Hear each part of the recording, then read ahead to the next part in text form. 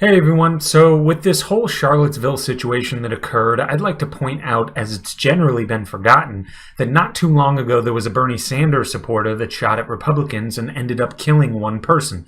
There have also been many other instances in which leftists and Antifa members have injured others as well, and sometimes gravely injured. This entire nonsensical situation illustrated the insanity that exists on both sides.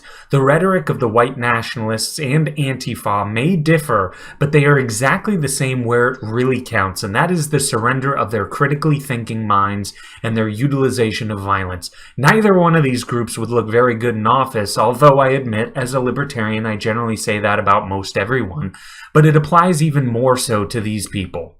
It should not be considered unreasonable to view both sides as intellectually dysfunctional, whether you're driving cars into people, chucking bike locks at people's heads, or shooting at people. The moment you have done this, you have lost the argument.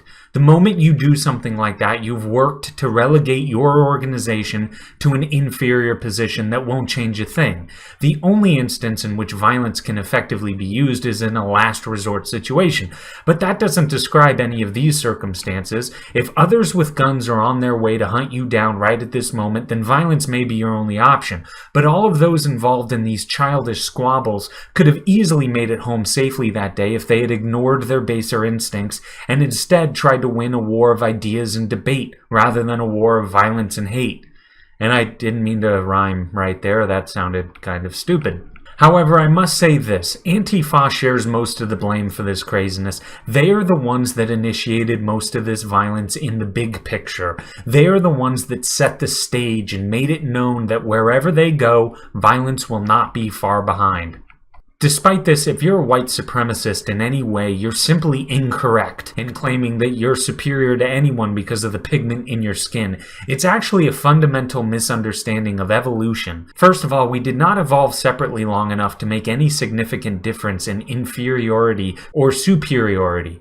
Secondly, that just is not the way evolution works. It is not inferior versus superior. It's simply survivability and adaptability in certain environments. So to actually make a claim that because of whatever skin color you have, you must be better than another human being, you're actually revealing an extraordinary ignorance on 6th grade biology. And to Antifa, simply being white does not make one racist. Simply disagreeing with your narrative and not viewing every action by white people as, at best, a microaggression does not make that person into a white supremacist. Fortunately for society at large, you will never be taken seriously because you have made gigantic blanket statements and accused huge populations of racism, so much so that you will forever remain a marginal ideology.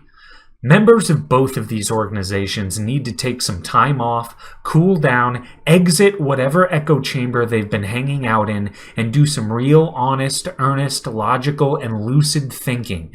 Until then, you will go nowhere as organizations. All reasonable people view you as childish. Perhaps it's finally time for you to grow up. Thanks, and until next time.